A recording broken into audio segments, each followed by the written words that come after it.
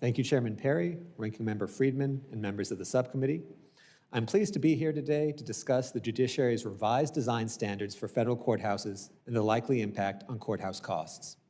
The judiciary issued these revised standards as part of a 2021 update to the U.S. Court's Design Guide. That guide sets standards for designing and constructing federal courthouses and is meant to help GSA and other stakeholders build functional and cost-effective courthouses. The judiciary updated the design guide for several reasons, including to improve security, provide flexibility for local courts involved in new courthouse projects, and to contain costs. Cost containment is certainly an important goal because federal courthouses, like all federal real property, require a significant investment of taxpayer resources. It can cost over $100 million simply to build a new courthouse, and even more to operate and maintain those buildings over time. As a result, changes to design standards are important, particularly now as Congress and executive branch agencies are taking steps to reduce the federal real property footprint.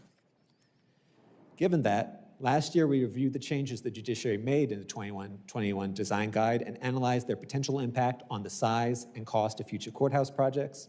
We identified 16 substantive changes and estimated that together they would increase the size of future courthouses by 6% and their cost by 12% on average.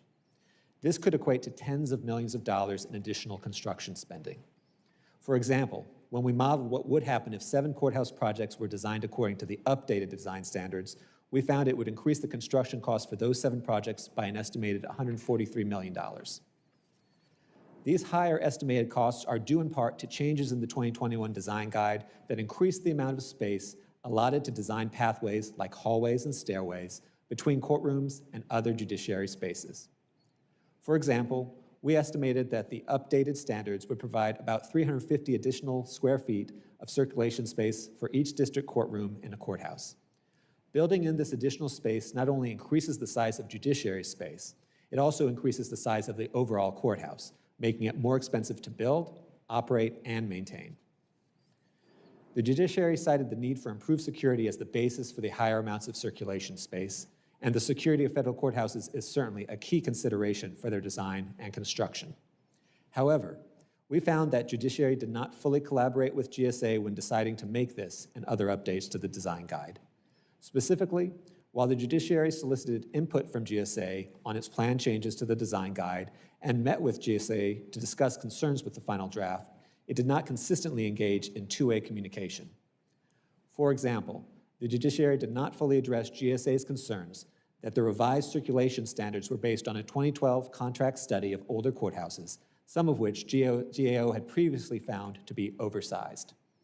GSA officials told us it was unclear how the judiciary determined the final 2021 circulation standards in relation to that study. GSA also raised concerns that the proposed changes would significantly increase the overall size and cost of courthouse projects, which is consistent with our own analysis. While the judiciary adjusted some of its proposed circulation changes based on GSA's feedback, it did not fully address these concerns. Given the significant cost implications, we recommended that the judiciary, in collaboration with GSA, reassess the need for the revised circulation standards in the 2021 Design Guide. The judiciary is now working with GSA to identify an approach for reassessing these standards, and that's a positive step.